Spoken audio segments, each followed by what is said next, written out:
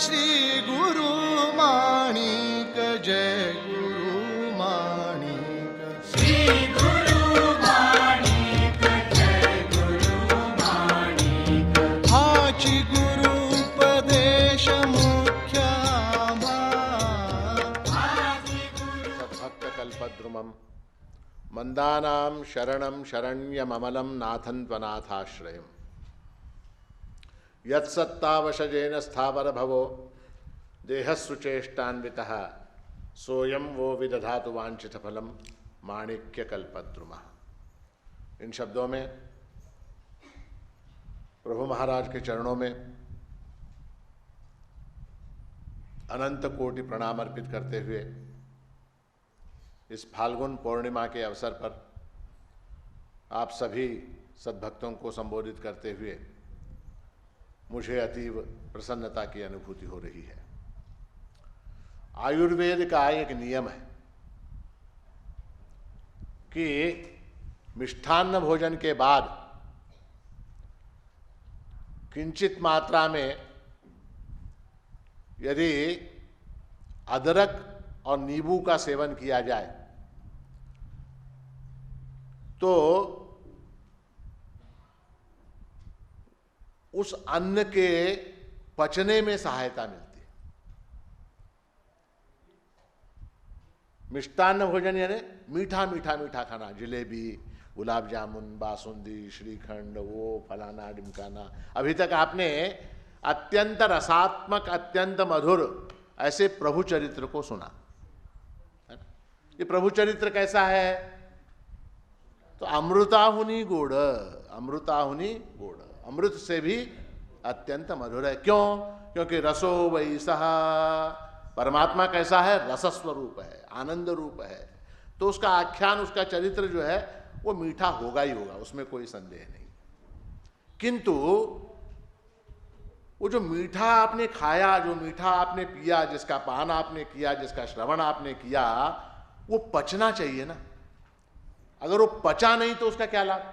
बहुत भी मीठा खाया, वो पचना चाहिए ना। उसका रक्त बनना चाहिए, उसका मांस बनना चाहिए, उसकी अस्थि बननी चाहिए, उसकी मज्जा बननी चाहिए। ये सारे शरीर के अंदर वो रचना चाहिए, पचना चाहिए, बसना चाहिए। अन्यथा क्या हो जाएगा? अन्यथा वेस्ट, अन्यथा वो वेस्ट होगा। तो पचन क्रिया में सहायभूत क्या है? तो यहाँ हमारे पास दो आयुर्वेद के बड़े डॉक्टर यहाँ श्रोताओं में मौजूद हैं। मैंने उनसे पूछा कि डॉक्टर साहब पोट फार जड़ डाले, जलेबी खा लो, श्रीखंड खा लो, ते खा लो, ये खा लो, काय कराव? काय नहीं महाराज, थोड़ा अदरक और नींबू। अदरक अत्यंत तीखा, नींबू अत्यंत खट्टा। अदरक क्या है? अत्यंत तिक्त है, और नींबू क्या है? अत्यंत आम्ल है, अत्यंत खट्टा है। वैसे ये जो ज्ञान है, ये जो मेरा जो प्रवचन है, उसमें आपको मीठापन नहीं मिलेगा। आपको क्या मिलेगा? खट्टा और तीखा, तीखा मिलेगा। मिष्टान्न भोजन समाप्त हो गया। अब उसको पचने के लिए थोड़ा सा अदरक, थोड़ा सा नींबू ये खाना ही पड़ेगा, तब तक वो पचन नहीं होगा। ये जो मनुष्य देह आपको प्राप्त हुआ है, कैसे प्राप्त हुआ? किस तरह से प्राप्त हुआ? क्यों प्राप्त हुआ? इसका कभी आपने विचार किया? ये मनुष्य देह जो प्राप्त हुआ, ये क्यों प्राप्त हुआ? अच्छे कर्म करने के लिए प्राप्त हुआ, करने के लिए प्राप्त हुआ। क्यों प्राप्त हुआ? क्यों प्राप्त हुआ? इसलिए प्राप्त हुआ क्योंकि आपके पाप और पुण्य बराबर हो गए। आपके पाप और पुण्य ये दोनों बराबर हो गए। अब आपका रास्ता जो है वो खुला हुआ है। यहां से आप फिर कहीं भी जा सकते। कहां? कहां? कहीं भी यानी कहां? मोक्ष की प्राप्ति, मोक्ष की। अत्यंत पुण्य अगर हो गए तो स्वर्ग में चले जाएंगे, अत्यंत पाप अगर हो गए तो नरक में चले जाएंगे। पाप और पुण्य जब बराबर होते हैं तब मनुष्य लोक की प्राप्ति होती है, तब मानव देह की प्राप्ति होती है। और मानव देह ही एकमात्र एग्जिट है मोक्ष के लिए। किसी अन्य देह से मोक्ष की प्राप्ति नहीं हो सकती। किसी भी अन्य देह से, आप इंद्र बन गए, आप रुद्र बन गए, आप मरुद बन गए, आप चंद्र बन गए, आप यक्ष, किन्नर, देवता, गंधर्व, अप्सर, क्या भी बन, जो भी बन गए, बन जाइए। आप राक्षस बन गए, दैत्य बन गए क्या? ही है। राक्षस बन गए, दैत्य बन गए, असुर बन गए, कुछ भी बन गए, तो भी आपको मोक्ष की प्राप्ति नहीं होगी। मोक्ष कब प्राप्त होगा? केवल मनुष्य देह से प्राप्त होगा, केवल मनुष्य देह से प्राप्त हुआ होगा। तो ये मनुष्य देह जो है अत्यंत दुर्लभ है, और परमात्मा की अत्यंत कृपा जब हो जाती है, पाप पुण्य जब बराबर हो जाते हैं, उस समय मनुष्य देह की प्राप्ति होती है। ये मैं बता चुका हूं अनेक बार आपको ऐसा लगेगा कि महाराज जी अब फिर पुराना राग आलापने वाले हैं, वही बात फिर से बताने वाले हैं। मैं वही बात बताने वाला हूं, उसके अंदर नींबू और अदरक मिलाकर बोलने वाला हूं। मिश्रण औषधि वही है, मैं उसके अंदर नींबू है और अदरक है। तो ये जो मनुष्य देह प्राप्त हुआ, तो कितने वर्ष का मिला आपको? 100 साल तक। 100 साल तक, ठीक, बहुत अच्छा। 100 साल तक रहेंगे। आयुर्वर्ष शतम नृणाम परिमितम रात्रौ तदर्धम गतम तस्यार्धस्य परस्य चार्धम अपरम बालत्व वृद्धत्वयोः शेषम व्याधि वियोग दुख सहितम सेवादिभिर्नीयते जीवे वारितरंग चंचलतरे सौख्यम कुतः प्राणिनाम। कई बार मैं ये बता चुका हूं, कई बार। आयुर्वर्ष शतम नृणाम परिमितम, मनुष्यों का आयुष्य कितना है? तो 100 साल। रात्रौ तदर्धम गतम, उसमें से आधा जो है वो किसमें चला गया? रात्रि में, निद्रा में चला गया। बचा कितना? 50 बच गया, ठीक है। आयुर्वर्ष शतम नृणाम परिमितम रात्रौ तदर्धम गतम तस्यार्धस्य परस्य चार्धम अपरम बालत्व वृद्धत्वयो। 50 का आधा कितना? 25 का आधा कितना? 12.5 साल बालत्व, जब अकल नहीं होती, बुद्धि नहीं होती, बुद्धि का विकास नहीं होता। 12.5 साल बालत्व, बचपने में चले गए। और 12.5 साल वृद्धत्व। आखिरी के 12.5 साल क्या है? आप बहुत महाराज फार इच्छा होती हो यायची, पण काय झालं? एकदम बीपी असं वाढलं बघा, मी काय सांगू तुम्हाला, छाती धड धड धड धड करायला। बालत्व वृद्धत्वयो, इधर भी 12.5 साल बचपने में गुजर गए, उधर के 12.5 साल वृद्धत्व में चले गए। बचे कितने? शेषम व्याधि वियोग दुख सहित। ये 25 तो शुद्ध है क्या? वो भी नहीं है, उसके अंदर भी शेषम व्याधि है, वियोग है। क्या हुआ महाराज? येऊलाल तो बस स्टैंड पर मोबाईल गमावून गेलं, वियोग वियोग हो गया, कोई मर गया, रोग हो गया। शेषम व्याधि वियोग दुख सहितम सेवा। और क्या है? नौकरी है, मार्चचा महिना आहे महाराज, मार्चच्या महिन्यामध्ये काय असते? इयर एंडिंग काम असते, नौकरी असते, येता येत नाही आम्हाला, फार इच्छा आहे पण येता येत नाही। शेषम व्याधि वियोग दुख सहितम सेवादिभिर्नीयते जीवे वारितरंग चंचलतरे सौख्यम कुतः प्राणिनाम। जीवन कैसा है? वारितरंग चंचलतरे, पानी की तरंग से, पानी के बुदबुदे से भी ज्यादा चंचल है। चंचल तर, चंचल, चंचल तर, चंचल तम, तो चंचल तरे। शेषम व्याधि वियोग दुख सहितम सेवादिभिर्नीयते और जीवे वारितरंग चंचल तरे सौख्यम कुतः प्राणिनाम। ये ऐसे मनुष्य को सुख कहाँ से प्राप्त हो सकता है? ये कई बार मैं बता चुका हूँ, उसका विस्तार करने की आवश्यकता नहीं है। आज जो मैं बात बताने वाला हूँ ये है कि ये परमात्मा की प्राप्ति का साधन अगर कुछ है हमारे पास, मोक्ष की प्राप्ति का साधन अगर कोई हमारे पास है, तो वो है मनुष्य देह। वो क्या है? मनुष्य देह है। और इस मनुष्य देह में जो आयु मिली हुई है, जो उम्र मिली हुई है, जो समय मिला हुआ है, उस समय का सदुपयोग, उस समय का सदुपयोग, सदुपयोग यानी क्या? अच्छी तरह से उसका विनियोग करना। मैंने आपको मान लीजिए 100 रुपए दिए और उसे कहा सदुपयोग करो, और आप गए और आपने क्या किया? 100 रुपए का पानी पूरी खा लिया, तो क्या हो गया? सदुपयोग हुआ क्या? वो दुरुपयोग हुआ, दुरुपयोग हुआ। सदुपयोग है ना, अच्छे काम में उसका विनियोग करना, समय का सदुपयोग, समय का सदुपयोग। अब बताइए कि जगत में सबसे मूल्यवान वस्तु कौन सी है? हीरा, मोती, माणिक, सोना, पन्ना, कार, BMW कार है। समय सबसे मूल्यवान है। समय जो है ना वो सबसे मूल्यवान है। देखिए, हम समय को खर्च करके पैसा कमाते हैं, कमाते हैं कि नहीं? समय को खर्च करके, अपना टाइम देके हम पैसा कमाते हैं कि नहीं? अब पैसा खर्च करके समय खरीद सकते हैं क्या? है? हॉस्पिटल में है, वेंटिलेटर लगा हुआ है, अब प्राण जाने वाले हैं, मगर एक कागज के ऊपर दस्तखत होना बाकी है। एक कागज है, उसके ऊपर दस्तखत होना बाकी है। डॉक्टर साहेब 5 लाख रुपए देतो, आमच्या बाबाचं आयुष्य 5 मिनिटं वाढवा, हमारे बाप की आयु 5 मिनट बढ़ा दो, 5 लाख रुपए देता हूं। कर सकता है क्या डॉक्टर? है? समय दे के मैं पैसा खरीद सकता हूं, लाख, 2 लाख, 10 लाख, अरब, खरब, जितना भी चाहे मैं समय दे के खरीद सकता हूं। मगर पैसा दे के मैं समय खरीद सकता हूं क्या? एक क्षण भी नहीं कमा सकता। एक क्षण भी मैं पैसा देकर नहीं कमा सकता। समय देकर मैं विद्या कमा सकता हूं, है ना?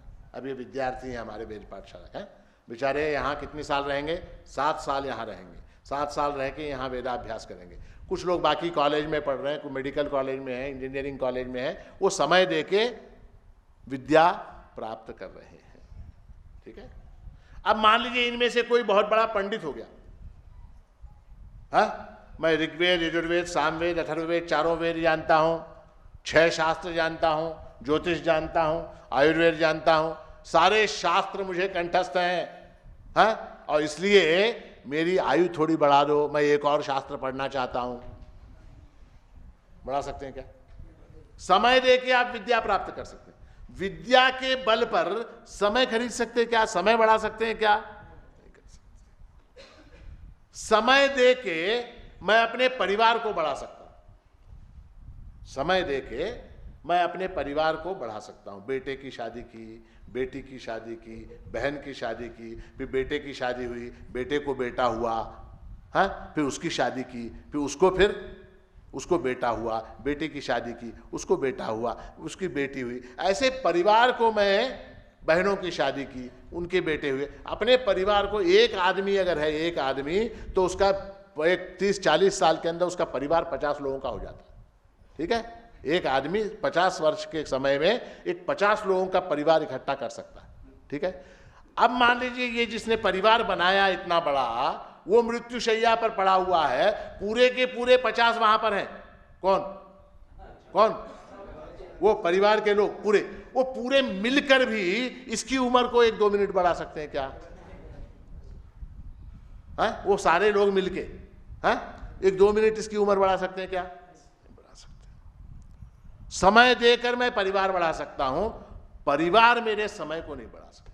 समय देकर मैं प्रसिद्धि पा सकता हूं, समय देकर मैं फेमस हो सकता हूं, प्रसिद्धि पा सकता हूं। टीवी के ऊपर आ गया, और कहाँ बड़े बड़े पोस्टर लग गए, बैनर लग गए, अखबार में आ गया, टीवी में आ गया, सब तरफ आ गया। समय मैंने दिया, मैं प्रसिद्ध हुआ। अब बहुत प्रसिद्ध कोई व्यक्ति है, इसलिए उसका समय बढ़ता है क्या? ये बहुत प्रसिद्ध। अब कौन प्रसिद्ध है आजकल? एक नाम बोलो। नरेंद्र मोदी। परमात्मा करे उनकी आयु बढ़े, परमात्मा करे प्रधानमंत्री जी की आयु बढ़े। मैं वो खुद अपनी आयु को बढ़ा सकते हैं क्या? बहुत प्रसिद्ध है, बहुत प्रसिद्ध है। अपनी आयु को बढ़ा सकते हैं क्या? नहीं बढ़ा सकते। समय देकर मैं जमीन जायदाद खरीद सकता हूं, है ना? बंबई में एक फ्लैट, पुणे में एक फ्लैट, हैदराबाद में एक फ्लैट, बेंगलोर में एक फ्लैट, माणिक नगर में खेत, ये सारी चीजें, सोना चांदी सब कुछ मैं समय देकर कर सकता हूं। ये सारी संपत्ति मिलकर मेरे समय को बढ़ा सकती है क्या? ये सारी संपत्ति मेरे समय को बढ़ा सकती है क्या? नहीं बढ़ा सकती। कार है, घोड़ा है, हाथी है, वो है, फलाना, जो भी सारा ऐश्वर्य है, समय खर्च करके मैं वो चीजें प्राप्त कर सकता हूं। उन चीजों के बल पर मैं समय को नहीं खरीद सकता। तो अब क्या निष्कर्ष निकला इसका? समय जो है वो अत्यंत मूल्यवान है। सबसे मूल्यवान अगर कुछ हमारे पास है तो वो समय है। समझ में आ गई बात? पक्की हो गई? समय सबसे मूल्यवान है। अब देखिए कि हम लोग घर में माता पिता वगैरह जो भी हैं हम लोग, तो वो अपने बच्चों को हमेशा शिक्षा देते हैं कि वेस्ट मत करो, है ना, बर्बादी मत करो, वेस्ट मत करो। लाइट जल रहा है, पंखा जल रहा है, बहुत लोगों को आदत होती है कमरे में पंखा लाइट वगैरह जलता हुआ छोड़ के चले आते हैं, बंद नहीं करते उसको। तो माँ बाप विशेषकर सास एवढे ही कळत नाही, येताना दार बंद करून पंखा बंद करून लाइट बंद करून एवढे ही कळत नाही, वेस्ट मत करो, इलेक्ट्रिसिटी वेस्ट हो रही है ना। खाने में वेस्टेज, हमने लिया इतना सारा चावल लिया, 2 चपातियां ली, इतनी भाजी ली, तरकारी ली, और फिर वो छोड़ के उठ गए, तो क्या बोलेंगे? बाप क्या बोलेगा, माँ क्या बोलेगी, सास क्या बोलेगी? वेस्ट, है ना। सारा वेस्ट कर रहे हैं, वेस्ट कर रहे हैं, वेस्ट। पैसा वेस्ट करते हैं, तब भी माँ बाप को बड़ी गुस्सा आता, बहुत गुस्सा आता, क्रोध आता, बच्चे पैसा वेस्ट कर रहे हैं, है ना। मगर हम लोग टाइम वेस्ट करते हैं, इसके बारे में कभी किसी का ध्यान जाता है? हम समय बर्बाद करते हैं। कोई माँ बाप किसी को बोलते हैं बच्चे को, क्यों टाइम क्यों वेस्ट कर रहा है, ऐसा बोलते हैं? कोई नहीं। इलेक्ट्रिसिटी वेस्ट मत करो, पानी नल मत छोड़ो, नल छोड़ के नहीं कराते बहुत से लोग, नल छोड़ देते, पानी बहता रहता है, पानी वेस्ट कर रहे हो, इलेक्ट्रिसिटी वेस्ट कर रहे हो, खाना भोजन वेस्ट कर रहे हो, पैसा वेस्ट कर रहे हो, हाँ, ये सारा वेस्ट वेस्ट वेस्ट वेस्ट करते रहते हैं, किंतु समय वेस्ट होता है, इस ओर किसी का ध्यान जाता है क्या? कभी नहीं जाता, क्योंकि हम ये मान के चल रहे हैं कि वो समय हमको मुफ्त में मिला है। जो चीज फ्री में मिलती है, देखिए ध्यान दीजिए, जो चीज फ्री में मिलती है उसके वेस्ट होने का हमको दुख नहीं होता। मान लीजिए कल के दिन सरकार ने, मोदी जी ने घोषणा कर दी इलेक्ट्रिसिटी फ्री, इलेक्ट्रिसिटी फ्री, आप क्या करोगे? सारे एसी चालू रख के, कूलर चालू रख के घूमोगे, चलने दो, किसका जा रहा, चलने दो। इलेक्ट्रिसिटी वेस्ट, पानी वेस्ट, है जो भी फ्री आता है वो वेस्ट। अगर उसके ऊपर बिल लग गया, अगर उसके ऊपर बिल लग गया, पैसा देना पड़े, उसका मूल्य चुकाना पड़े, तब जो है आदमी होशियार होता है, होशियार होता है, तब होशियार होता है। वो आजकल क्या करते हैं मालूम? वो सीढ़ी के ऊपर लाइट के बटन होते हैं, कैसे होते हैं मालूम? ऊपर से जब सीढ़ी उतरनी होती है तो उसको चालू करते हैं, एक बटन ऑन, और नीचे सीढ़ी खत्म होती है, वहां ऑफ का बटन होता है उसका। इतना भी इलेक्ट्रिसिटी वेस्ट ना हो, क्यों? क्योंकि ऊपर से आते हो कहते चालू किया, सीढ़ी उतरे 2 मिनट के अंदर फिर बंद कर दे, बच गई इलेक्ट्रिसिटी, बच गई, बच गई। बहुत से लोग है ना, खाना खाते हैं ना, खाना खाते हैं, वो चावल होता है दोपहर का बना हुआ, वो शाम में वेस्ट ना हो, उसको क्या करते हैं? ಅದಕ್ಕೆ ಒಗ್ಗರಣೆ ಹಾಕಿ, ಕೊತ್ತಂಬರಿ ಹಾಕಿ, ಅದಕ್ಕೆ ಮತ್ತೆ ಏನದ ಸಂಜಿಗೆ ಏನದ ಮತ್ತೆ ಒಗ್ಗರಣೆ ಅನ್ನ, वो बच गया, वो रात का भी बच गया, तो फिर सुबह क्या करते हैं उसको? वो चपाती बचती है, चपाती, उसको टुकड़े टुकड़े करके उसके अंदर फिर थोड़ा सा उसको फोड़नी डाल के दूसरे दिन सुबह उसका क्या बनाते हो? कुस्करा, हा हा हा, अलग अलग नाम देते हैं उसको, अलग अलग नाम। क्यों? क्यों? क्यों? हाँ, वेस्ट नहीं, वेस्ट मत करो, वेस्ट मत करो उसको, चाहे वो कल का हो, परसों का हो, चलेगा। दही, दही है ना, खट्टा हो जाता, खट्टा हो जाता, रख रख के 2-3 दिन में, अब क्या करो? अब इसका कढ़ी बनाओ, खट्टे दही की कढ़ी, है ना। तो ये हमारी प्रवृत्ति, मनुष्य मात्र की प्रवृत्ति है कि जो चीज वेस्ट नहीं होनी चाहिए उसको संभाल के रखो। जो मुफ्त में मिलती है वो वस्तु वेस्ट हो जाए तो फिर उसकी चिंता नहीं है। हमारा आपका सबका मानना ऐसा है, समय जो है वो फ्री में मिला हुआ है, आयु जो है वो फ्री में मिली हुई है। ये सबसे बड़ा भ्रम है। आयु, समय, टाइम आपको फ्री में नहीं मिला है, ये आपके पूर्व जन्म के पुण्य पाप का फल है, आपके पूर्व जन्म के पुण्य पाप का फल है। और इसलिए समय का सदुपयोग हम कैसे कर सकते हैं? समय का सदुपयोग हम कैसे कर सकते हैं? तो दो तरह से कर सकते हैं। एक क्या? एक हमारा जो नित्य का सांसारिक जीवन है, नित्य का हमारा जो सांसारिक जीवन है, उसके निर्वाह के लिए न्यायपूर्वक द्रव्योपार्जन करना एक पहला काम है समय का। समय का उपयोग क्या? नित्य का हमारा व्यवहार है। अब क्या? खाना चाहिए, घर का किराया देना है, इलेक्ट्रिसिटी का बिल देना है, बच्चों की फीस देनी है, बच्चों के कपड़े सिलवाने हैं, दशहरा आ रहा है, दिवाली आ रही, कुलधर्म है, कुलाचार है, बाप का श्राद्ध है, बेटी की शादी है, ये सारे हमारे नित्य के व्यवहार हैं। इन नित्य के व्यवहार के लिए द्रव्य की आवश्यकता है, धन की आवश्यकता है, और वो धन न्यायपूर्वक कमाने में हम समय का सदुपयोग कर सकते हैं, एक। और दूसरा क्या? दूसरा ये कि पारमार्थिक पूंजी का संग्रह। पारमार्थिक पूंजी, पारमार्थिक पूंजी यानी क्या? इस लोक को छोड़कर जब हम जाएंगे तब वहां के लिए कुछ प्रोविजन होना चाहिए ना। आप लोग मैं हमेशा ये उदाहरण देता हूं, फिर भी आप लोग मान लीजिए कल सुबह आपको बंबई जाना है, कल सवेरे आपको बंबई जाना है, क्या क्या तैयारी करेंगे?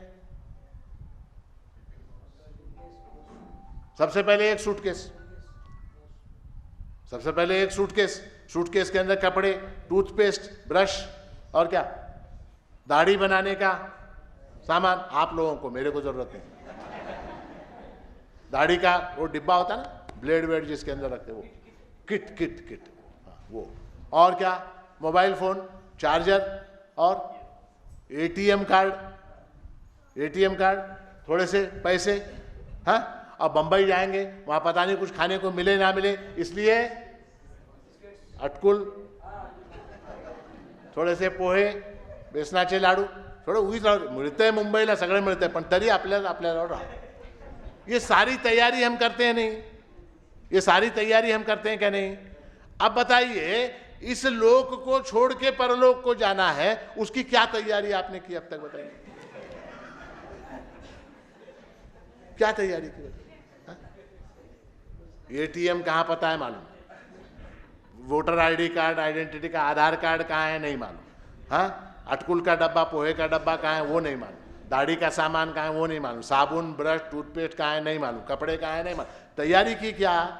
मामूली बंबई जाने के लिए, हैदराबाद जाने के लिए इतनी तैयारी करनी पड़ती है, इस लोक को, इस देह को छोड़ के दूसरी तरफ जाना है, उसकी क्या तैयारी है? तो समय का उपयोग उसकी तैयारी में भी खर्च करना है, उसकी तैयारी में भी समय का विनियोग करना है। और समय के विनियोग के बारे में किसी ने अगर कुछ कहा है शास्त्र में, तो स्वयं भगवान ने कहा है कि समय का विनियोग कैसे करना चाहिए। अभी बहुत चर्चा हुई, अनेक अच्छे अच्छे श्लोक आपने भगवद गीता के सुने। 6ठे अध्याय में भगवान कहते हैं कि युक्ताहार विहारस्य युक्त चेष्टस्य कर्मसु युक्त स्वप्नावबोधस्य योगो भवति दुःखः। इससे ज्यादा सिंपल, इससे ज्यादा सीधा और कुछ नहीं हो सकता। समय का मैनेजमेंट कैसे करना है, टाइम मैनेजमेंट। आजकल जो है बहुत बड़े बड़े मतलब क्या लाखों रुपए खर्च करके लोग कंसल्टेंट को बुलाते हैं, कंसल्टेंट, और वो कंसल्टेंट आके टाइम मैनेजमेंट के ऊपर लेक्चर देता है। कंपनी है, मान लीजिए कोई बड़ी कंपनी है, वो कंपनी के अंदर कंसल्टेंट आता है और वो उसको लाखों रुपए फीस देते हैं, तब वो आता है और आके क्या बताता है? टाइम का विनियोग कैसे करना, टाइम मैनेजमेंट कैसे करना है। अरे कंसल्टेंट काहे के लिए भैया? भगवान स्वयं बता रहे हैं कि टाइम का मैनेजमेंट कैसा है, कैसा होना चाहिए। युक्ताहार विहारस्य युक्त चेष्टस्य कर्मसु युक्त स्वप्नावबोधस्य योगो भवति दुःखः। योग जो है वो दुखदाई न हो। योग यानी क्या? कर्मयोग। कर्मयोग, जीवन यापन जो हम करते हैं वो दुखदाई न हो। दुखदाई न हो इसका क्या अर्थ है? सुखदाई हो। दुखदाई न हो यानी क्या? सुख रूप हो, जीवन जो है वो सुख रूप हो। तो उसके लिए योगो भवति दुःखः, योग जो है वो दुःखः, दुख को दूर करने वाला कैसे बनेगा। तो उसके लिए भगवान ने क्या किया कि सबसे पहली बात क्या की, देखिए भगवान पहले आपकी जरूरत की जो चीजें वो बताते हैं। युक्ताहार विहारस्य, युक्ताहार विहारस्य, युक्त आहार और विहार। आहार यानी क्या, आहार भोजन, समय बहुत हो रहा उसकी याद मत दिलाओ। आहार यानी भोजन, वो कैसा, युक्त, युक्त यानी क्या, पानी पूरी, आइसक्रीम, चाट पकौड़ी है। युक्त आहार यानी शरीर के लिए, शरीर के निर्वाह के लिए पौष्टिक ऐसा आहार, युक्त आहार। आहार उसके साथ विहार, विहार यानी क्या, विहार घूमना फिरना, स्नान करना, ये सारी चीजें, भोजन करना, ऑफिस जाना आना, ये सारा काम विहार है ना। युक्ताहार विहारस्य, सबसे पहली बात क्या, आहार और विहार युक्त होना चाहिए, योग्य होना चाहिए। दूसरा क्या, युक्त चेष्टस्य कर्मसु, और कर्म में युक्त चेष्टा, चेष्टा यानी क्या, युक्त चेष्टा यानी क्या, जो हम कर्म करते हैं वो योग्य प्रकार से करने चाहिए। तीसरा क्या, युक्त स्वप्नावबोधस्य, वहां दोनों चीजें आ गए, युक्त स्वप्न, युक्त अवबोध। नींद कितनी करनी चाहिए, नींद कितनी करनी चाहिए, रात को 9 बजे सो के सुबह 11 बजे 12 बजे उठना चाहिए, बराबर है। फिर युक्त स्वप्न, युक्त स्वप्न यानी जितना शरीर के लिए आवश्यक है, शरीर को जितने विश्राम की आवश्यकता है उतना युक्त स्वप्न। और उसके बाद चौथा क्या, युक्त अवबोधस्य, अवबोध यानी क्या, जागृति। जागना कितना चाहिए, मनुष्य को जागना कितना चाहिए, सुबह 8 बजे से रात के 5 बजे तक, 4 बजे तक जागना चाहिए, नहीं। जागना कितना चाहिए ऋषि, कितना जागना चाहिए, युक्त अवबोधस्य, जागना भी लिमिट में, सोना भी लिमिट में, खाना भी लिमिट में, काम करना भी लिमिट में। तो 4 चीजें भगवान ने हमको बताई, क्या क्या, युक्त आहार विहार, आहार के अंदर खाना पीना, स्नान करना, ये सारे जो काम है ये सारे आहार विहार के अंदर आ गए। हमारे शरीर के लिए हम जो पर्सनल केयर लेते हैं, शीशे के सामने खड़े होना, मेकअप करना, ये सब किस में आता है, आहार विहार, आहार विहार के अंदर आता है। मेकअप करना ये सारा आहार, कपड़े पहनना ये सब आहार विहार के अंदर है। और युक्त चेष्टा यानी क्या, युक्त चेष्टा यानी शरीर निर्वाहार्थ जो हम काम करते हैं, नौकरी करते हैं, हम ऑफिस में जाते हैं, हम खेती करते हैं, हम व्यापार करते हैं, हम उद्यम करते हैं, हम ये जो सारे काम करते हैं अपने शरीर के निर्वाह के लिए, परिवार के उदर भरण के लिए जो काम हम करते हैं उसको युक्त चेष्टा कहा है। वो कितना करना चाहिए, वो काम वो कितना करना चाहिए। महाराज आमचे यजमान सकाळी 8 वाजता ऑफिसला गेले म्हणजे रात्री 12 पर्यंत परत येत नाहीत का, त्यांना एवढं काम असतं, एवढं काम असतं, एवढं काम असते। किती झाले, 8 पासून 12 पर्यंत किती झाले, किती तास झाले, 8 से 12 तक कितने घंटे हुए, हाँ 16 घंटे काम करते हैं। युक्त हुआ क्या, वो युक्त हुआ क्या। और चौथा यथा योग्य सोना, तीसरा यथा योग्य सोना, और चौथा यथा योग्य जागना। तो भगवान ने 4 हिस्से किए, 4 हिस्से किए, किसके किसके, समय के। समय कितना है एक दिन का, 24 घंटे। 24 घंटे को डिवाइडेड बाय 4 कितना हुआ, 6 आवर्स, 6 घंटे का समय दिया है, 6 घंटे का समय है। तो आप देखिए, आप युक्ताहार विहारस्य 6 घंटे का समय आप खाने में, पीने में, टीवी देखने में, मेकअप करने में, ये सारे काम में आप खर्च करो, आपको कोई नहीं पूछेगा। 6 घंटे आपको अलाउड, 6 घंटे का समय है, उसमें खाओ पियो, स्नान करो, ब्यूटी पार्लर में जाओ, हजामत की दुकान में जाओ, मेकअप करो, कुछ भी करो। 6 घंटे, 6 घंटे में अपने शरीर के लिए जो करना है वो करो। टीवी देखो, पिक्चर देखो, युक्ताहार विहारस्य हो गया। 6 घंटे काम करना चाहिए।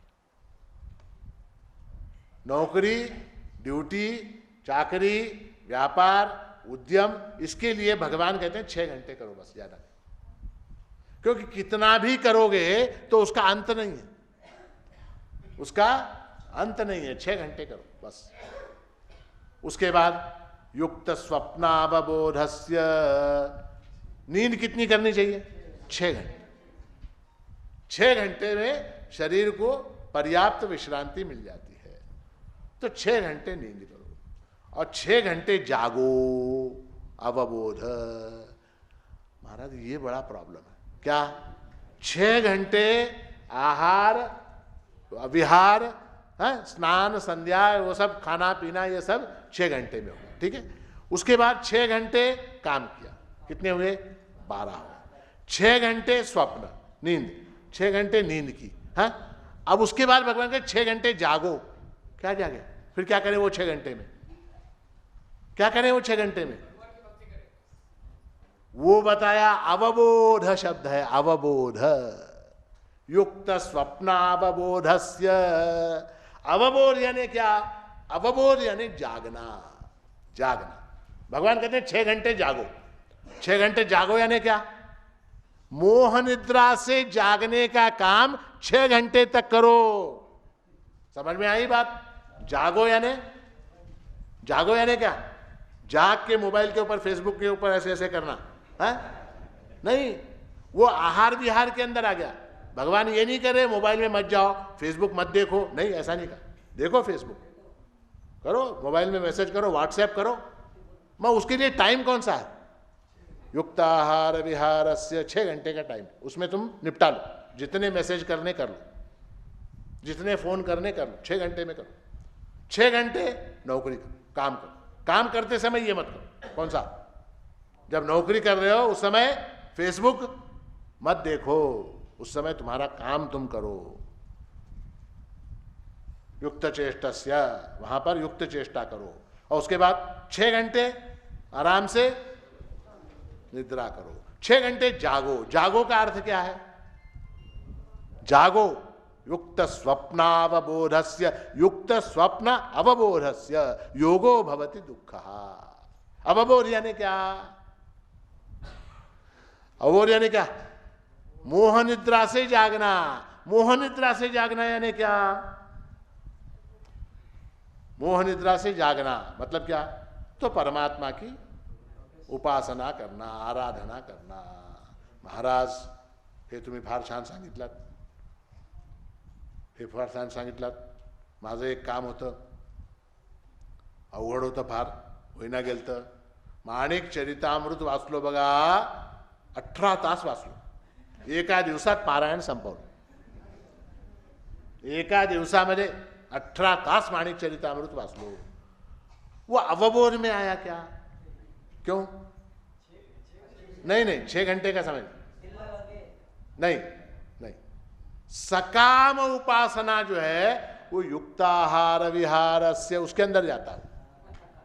सकाम उपासना, मेरे इस काम के लिए मैं भक्त कार्य कल्पद्रुम महामंत्र का 10,000 जप करता हूं. 6 घंटे हो गए. 6 घंटे बसून मी भक्त कार्य जप केलो महाराज. 6 घंटे बैठ के मैंने जप किया. वो 6 घंटे क्या हुआ? फिर युक्ताहार विहार 12 घंटे का हो गया. 6 घंटे मेकअप किया, स्नान किया, वो सब किया, भोजन किया, और 6 घंटे ये जब किया तो युक्ताहार विहार 12 घंटे का हो गया ना. मोह निद्रा से जागने का क्या किया? कुछ नहीं किया.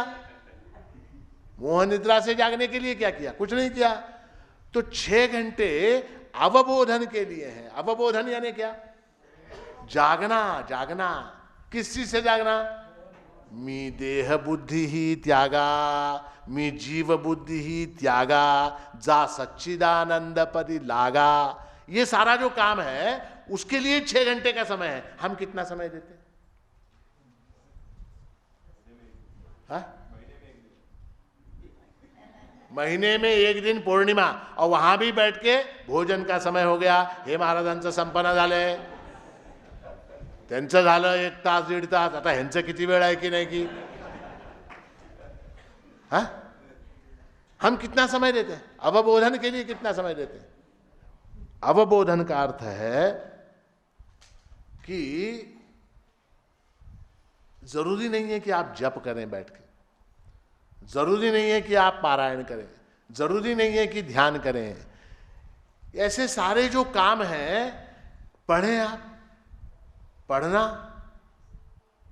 ये भी एक काम है. श्रवण, पढ़ना यानी क्या? पढ़ना यानी क्या? महाराज सकाळी उठल्यावर times of India, the times of India पासून एडिटरच्या नावापर्यंत आम्ही वाचतो. 6 घंटे त्याच्यात गेले. झालं का अवबोधन? हुआ क्या अवबोधन? नहीं. अवबोधन नहीं. क्या क्या पढ़ना? क्या पढ़ना? ऐसा ग्रंथ पढ़ना कि जिससे अवबोधन हो, जागृति हो. ऐसा सुनना, श्रवण, ऐसा सुनना जिससे जागृति हो. ऐसा सोचना, ऐसा विचार करना जिससे जागृति हो. श्रवण, मनन, निधिध्यासन. ज्ञान की 3 सीढ़ियां हैं. कौन सी? श्रवण, मनन, निधिध्यासन. ये 3 सीढ़ियां हैं. तो 6 घंटे का समय भगवान ने हमको क्या दिया है? किस लिए दिया है? अवबोधनार्थम, जागने के लिए दिया. जागो, 6 घंटे में जागो. रोज अगर 6-6 घंटे तुम जागते गए तो निश्चय ही तुम क्या हो जाओगे? मामेव एष्यसि, तुम मेरे स्वरूप को प्राप्त हो जाओगे. अन्यथा क्या होगा? पुनरपि जननम पुनरपि मरणम. महाराज काय झालं? झालं तर झालं, पुन्हा एकदा जन्मूया, फिर से एक बार पैदा होंगे, क्या फर्क पड़ता है? नहीं, ये देह प्राप्त नहीं होगा. ये याद रखो.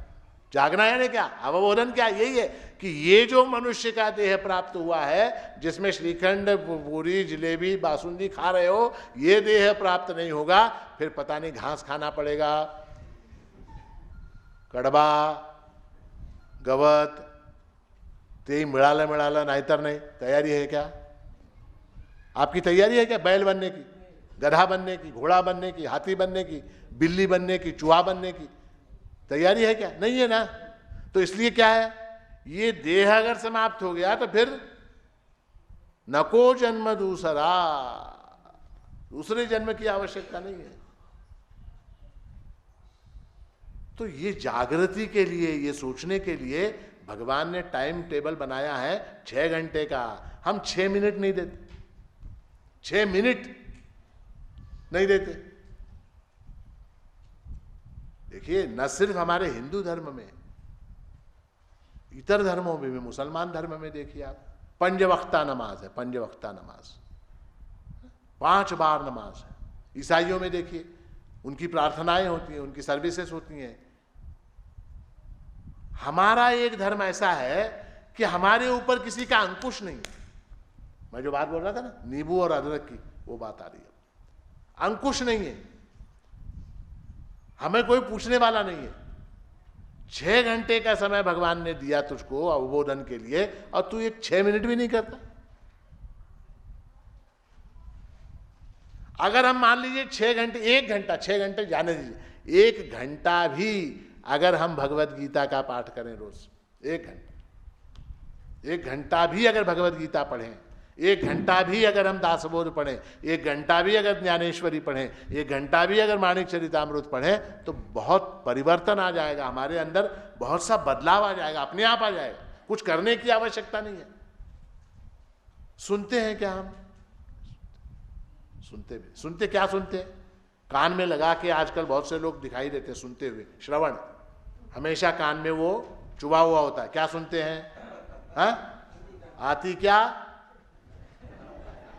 हाँ, क्या? खंडाला. यही सुनते हैं. क्या सुनना चाहिए हमको?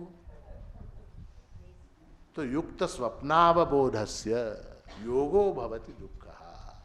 तो समय का सदुपयोग ये करना ये चाहिए हमको वास्तव में, कि आहार विहार में से 1 आध घंटा और ले लो, युक्त चेष्टा में से 1 आध घंटा कम करो, निद्रा में से 1 घंटा ले लो, और इसको 6 के बजाय 9 करो। किसको किसको? अवबोधन को। हम क्या करते हैं, ये अवबोधन के समय को थोड़ा सा निद्रा में 2 घंटे और, आहार विहार के अंदर 2 घंटे और युक्त चेष्टा में 2 घंटे और, वहां नौकरी में, चाकरी में, खाने में, पीने में, खाएंगे, पिएंगे, नाचेंगे, गाएंगे, ऐश करेंगे। बोलो और क्या? और क्या? और क्या है? और क्या? वो जो और क्या है ना, और क्या, वो और ये है क्या? और क्या है? वो और है, वो प्रभु है, वो प्रभु है। और तो इसलिए देखिए, इसमें भी ये जो 4 विभाग हमने किए समय के, इसके अंदर भी पहले 2 जो है ना वो खर्च के, आहार विहार, और आहार विहार में खर्चा है, और निद्रा में भी खर्चा है। निद्रा में क्या खर्चा है? निद्रा में क्या खर्चा है? बोलो। समय का खर्चा है। आहार विहार में काय का खर्चा है? आहार विहार में समय का और द्रव्य का। आहार विहार में द्रव्य का व्यय है और समय का भी व्यय है। ठीक है, आहार विहार में 2 चीजें खर्च हो रही, समय और द्रव्य। निद्रा में समय खर्च हो, ये खर्च के। युक्त चेष्टा और अवबोधन ये कमाने के। युक्त चेष्टा यानी क्या? नौकरी, चाकरी, धंधा, काम, ये क्या है? उपार्जन का साधन है। और अवबोधन, अवबोध भी उपार्जन का। किस चीज का उपार्जन? किस चीज का उपार्जन? मोक्ष रूपी परम पुरुषार्थ का उपार्जन।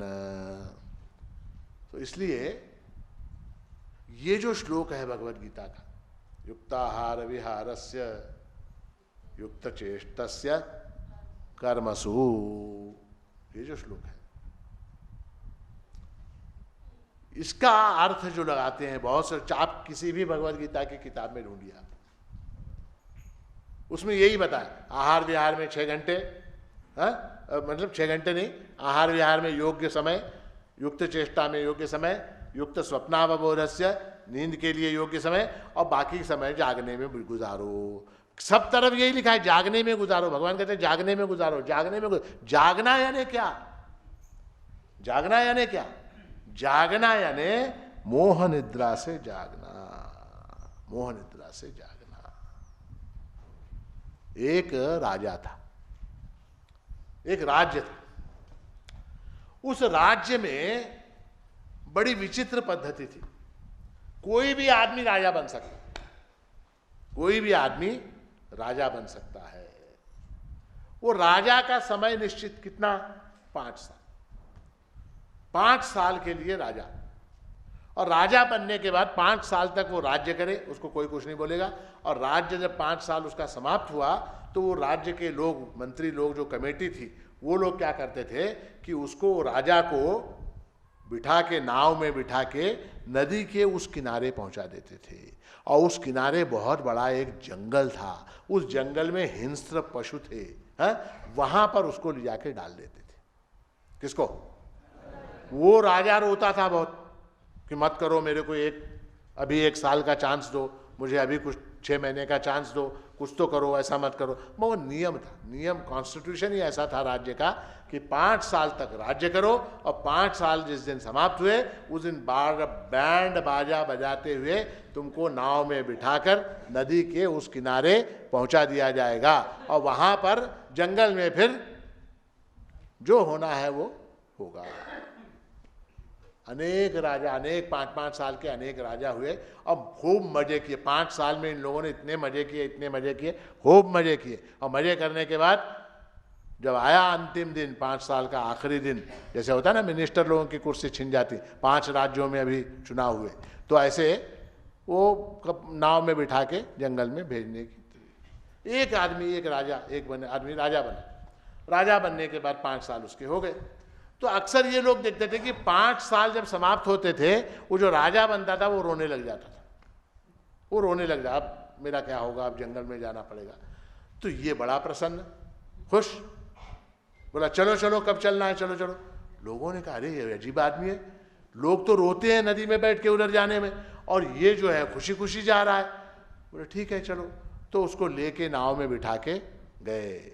नाव जब नदी के उस किनारे पहुंची तो इधर के ये राज्य के लोगों ने देखा, वहां उसका स्वागत हुआ। ड्रेस वाले लोग चपरासी खड़े वहां सलूट करने के लिए। वहां एक कार आई, कार में वो बैठा दरवाजा खोल के, फिर वहां से गया, वहां उधर बिल्डिंग बनी है, एयरपोर्ट बना है, वो बना है 5 स्टार, 2-3 मॉल भी दिखाई दे रहे उधर नदी के उस किनारे पर, 2-3 मॉल बड़े बड़े, हाँ, और महल और एयरपोर्ट और क्या गाड़ी घोड़ा सब कुछ रेडी। लोगों ने कहा ये कैसे हुआ? तो राजा ने, वो जो राजा उधर गया था उससे पूछा लोगों ने जाके, फिर भैया ये क्या हुआ? उसने कहा 5 साल के अंदर मैंने इधर की सारी तैयारी कर ली। 5 साल में मैंने क्या किया? इधर की तैयारी कर ली, इधर की तैयारी मैंने कर ली, समय का मैंने सदुपयोग किया, मैंने इधर की। अब मुझे कोई डर नहीं है, इधर मॉल है, वो है, स्विमिंग पूल है, बार है, सब कुछ है, मुझे क्या चिंता। तो ये जो बाकी लोग थे उन्होंने क्या किया? उन्होंने यहां जो भोग था, 5 साल में राजा बने, यहां भोग भोगते रहे और उधर की बात भूल गए, उधर की बात भूल गए, उधर की बात भूल गए। इसने क्या किया? इसने यहां के भोग को भोगते हुए, यहां जो राजा बना, यहां के भोग को भोगते हुए उसने उधर की तैयारी भी साथ साथ की। इंजीनियरों को भेजा, कारीगरों को भेजा, कारपेंटर्स को भेजा, मेसन्स को भेजा, सबको उधर भेजा। बोला वहाँ मॉल बनाओ, वहाँ एयरपोर्ट बनाओ, वहाँ ये बनाओ, वहाँ रेलवे स्टेशन बनाओ, वहाँ ये बार बना दो, वहाँ स्विमिंग पूल बना दो, वहाँ ये रिसॉर्ट बना दो, सारा कुछ बन गया उधर। और जैसे ही वो बन के तैयार हुआ, 5 साल समाप्त हुए, ये इधर से उधर चला गया। तो हमारा जीवन भी वैसा ही है। हमारे जीवन में ये जो यौवन है, यौवन यानी क्या? जवानी। जवानी जो है वो कैसी है? भोग भोगने के लिए। संसार के जितने भोग हैं, खाना है, पीना है, और जितने भोग हैं, वो सारे भोगों को भोगने के लिए ये हमको यौवन प्राप्त हुआ है। भोग कौन मना कर रहा? भोग भोगते हुए जो आगे का जंगल है, जंगल कौन सा? नदी के उस पार जो जंगल है, कौन सा? वृद्धत्व का, बुढ़ापे का, जरा, बुढ़ापा और मौत, जरा और मृत्यु, इसका जो जंगल है, उस जंगल में एक हाथ महल, एक हाथ घर, एक हाथ स्विमिंग पूल, ये बनाना आवश्यक है कि नहीं है? हाँ? वो कब बनाएंगे? जंगल में जाने के बाद बना सकते क्या? कब बनाएंगे वो? हाँ? जब हमारे पास शक्ति है। राजा था ना वो, देखिए उसने महल बनाया, उसने रिसॉर्ट बनाया, उसने एयरपोर्ट बनाया, उसने होटल बनाया, उसने सब कुछ व्यवस्था की, कार, ट्रेन, प्लेन, हेलीकॉप्टर सब लगा दिया। कब लगाया? जब उसके हाथ में सत्ता थी, जब वो राजा था, उसने वो सारा इंतजाम किया। मान लीजिए सत्ता समाप्त होने के बाद कर सकता है क्या? सत्ता समाप्त होने के बाद वो उधर जाके कर सकता है क्या? तो इसलिए भर्तृहरि कहता है, क्या कहता है? यावत् स्वस्थमिदं कलेवरग्रहं यावच्च दूरे जरा यावच्चेन्द्रिय शक्तिरप्रतिहता यावच्छयो नायुषः आत्मश्रेयसि तावदेव विदुषा कार्य प्रयत्नो महान प्रोद्दीप्ते भवने तु कूप खननम प्रत्युद्यम कीदृशः। बहुत सुंदर श्लोक है भर्तृहरि का, बहुत सुंदर। कहता है भर्तृहरि, यावत् स्वस्थमिदं कलेवरम, जब तक ये देह जो है स्वस्थ है, जब तक ये देह स्वस्थ है, जब तक तारुण्य है, जब तक यौवन है, जब तक शरीर के अंदर शक्ति है, और यावच्च दूरे जरा, और जब तक बुढ़ापा दूर है, जब तक वृद्धापकाल जो है वो दूर है, और यावत चेंद्रिय शक्ति अप्रतिहता, इंद्रिय शक्ति जो है अप्रतिहत है, जब तक इंद्रियों के अंदर जब तक शक्ति अप्रतिहत, अप्रतिहत यानी क्या, बलवती हैं इंद्रियां, जो हैं बलवान हैं जब तक, और यावत् क्षयो नायुषः, और आयुष्य का क्षय जो है अभी प्रारंभ नहीं हुआ है। वैसे तो जन्म से आयुष्य का क्षय प्रारंभ हो गया, मगर वो क्षय नजदीक नहीं है, अभी दूर है, मृत्यु दूर है। तब तक आत्मश्रेयसि तावदेव विदुषा कार्य प्रयत्नो महान। कर्तव्य क्या है, महान कर्तव्य क्या है, क्या प्रयत्न है, आत्मश्रेयसी, आत्मा की प्राप्ति, आत्मा के स्वरूप का साक्षात्कार का प्रयास, प्रभु के स्वरूप के साक्षात्कार का प्रयास विदुषा कहा है, विद्वान के लिए कहा है। विद्वान का कर्तव्य क्या है, तब तक ही प्रभु के स्वरूप साक्षात्कार का प्रयास कर लेना चाहिए। कब तक, कब तक, यावत शरीर जो है स्वस्थ है, जब तक जरा दूर है, जब तक इंद्रियों में बल है, जब तक आयुष्य है, जब तक मृत्यु समीप नहीं आई है, ऐसे समय में ही, ऐसे समय में क्या करना चाहिए, प्रभु को प्राप्त करने का प्रयास प्रारंभ कर देना चाहिए। किसको, विदुषा, जो विद्वान है, समझदार है, ज्ञानी है, उसके लिए बात है, मूर्खों के लिए नहीं है। कार्य प्रयत्नो महान, इस महान प्रयत्न को शुरू कर देना चाहिए। क्यों, क्यों शुरू कर देना चाहिए, महाराज ज्या वेळेला मृत्यू येईल त्या वेळेला आम्ही हे सगळं करू, जब मृत्यू आएगी तब हमें सब करेंगे। प्रोद्दीप्ते भवने तु कूप खननम प्रत्युद्यम कीदृशा। अब भवन में, बिल्डिंग में, मकान में आग लगने के बाद मैं कुआं खोदूंगा,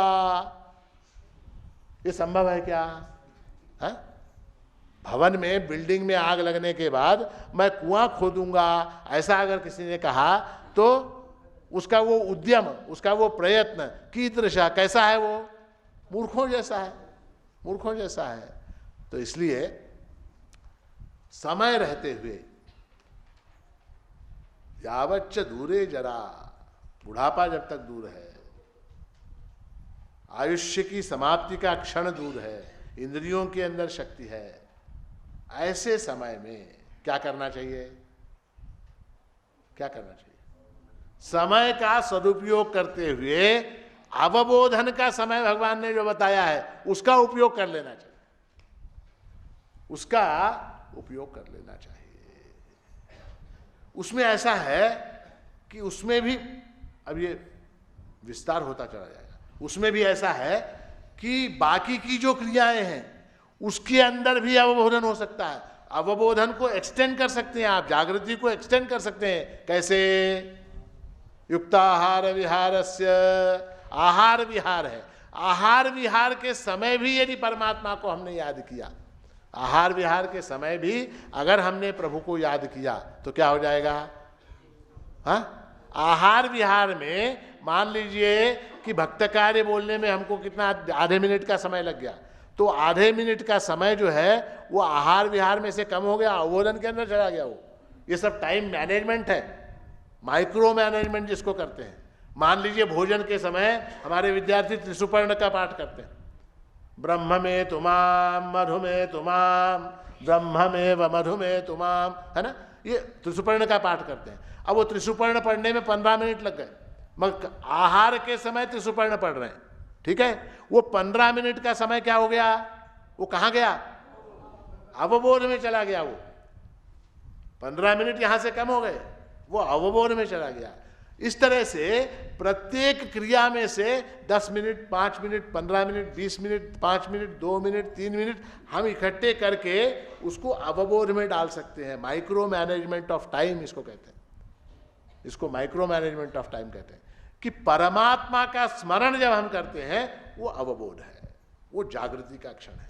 बाकी सारे जो हैं 18 घंटे वो निद्रा के हैं, मोह निद्रा के हैं। जागने का समय कौन सा, जब हम परमात्मा को स्मरण करते हैं, वो क्षण जागने का है। बाकी सारे, हालांकि आंखें खुली हुई हैं, बुद्धि मन इंद्रियां काम कर रही हैं, पेट के अंदर क्षुधा हो रही है, क्षुधा हो रही है, इसका ज्ञान हो रहा है, ये सब जागृति नहीं है, ये मोह निद्रा है। ये मोह निद्रा है। जागृति कब? जब परमात्मा को स्मरण करेंगे तब जागृति होगी। और ऐसी जागृति जो है वो आप सबके अंदर जागे, वो आप सबके अंदर जागे ऐसी जागृति। और आपके 24 घंटों का जो समय है उसमें से 6 घंटे भगवान ने बताए हैं। आप 6 मिनट से शुरू करो, आप 6 मिनट से शुरू करो।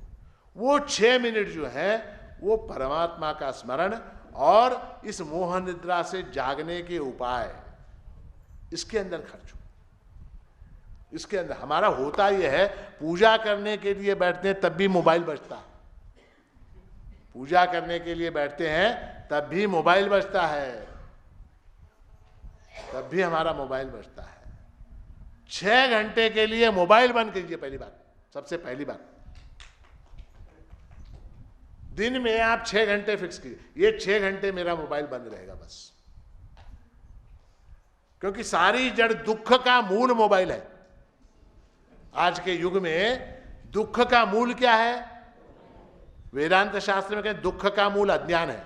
वेदांत शास्त्र को हम भूलते हैं। दुख का मूल मोबाइल। कोई मर गया, मोबाइल से फोन आता, बीवी झगड़ा करके चली गई, मोबाइल से फोन आता, मैं जा रही हूं। बैंक में से पैसे कम हुए, खर्च हुए, कोई चेक किसी ने काट लिया तो मोबाइल से इमीडिएट फोन आ जाता, 50,000 rupees debited from your account. हाय हाय हाय हाय, दुख हो गया, दुख हो गया, दुख हो गया। 50,000 रुपये चले गए, मोबाइल में से चले गए, दुख हो गया। कार्ड का आपने पेमेंट किया, कहीं गए, खाना खाया, होटल में रहे, टिकट निकाला रेलवे का, कार्ड दिखाया, वहां कुछ नहीं, कार्ड दिखाना है सिर्फ, वहां कोई दुख नहीं, कार्ड दिखाया, आ गए, 5 मिनट में मैसेज आ जाता, आपके अकाउंट में से 1200 रुपये कट गए, काहे के? तो फलाने होटल में खाना खाया उसके, अरे अरे अरे अरे, दुख हो गया। तो दुख की जड़ क्या है आज के युग में? मोबाइल है। तो मेरी राय है आपको कि कम से कम 6 घंटे मोबाइल बंद रखिए बस। योगो भवति दुःखः। 6 घंटे मोबाइल बंद करिए। मोबाइल बंद रहेगा तो आपको बेचैनी हो जाएगी, अब क्या करूं क्या करूं क्या करूं क्या करूं क्या करूं। होती है कि नहीं होती? हाँ, वो थोड़ा सा मोबाइल में के पैसे समाप्त हो जाते हैं ना, क्या बोलते हैं उसको, रिचार्ज, है, वो बंद हो जाता है फोन, तो बेचैनी, मैंने लोगों को देखा, बेचैन हो जाते हैं लोग, अरे मेरा मोबाइल बंद पड़ गया, मेरा मोबाइल, जैसे मोबाइल के बगैर जी नहीं सकते, बेचैन हो जाते हैं लोग।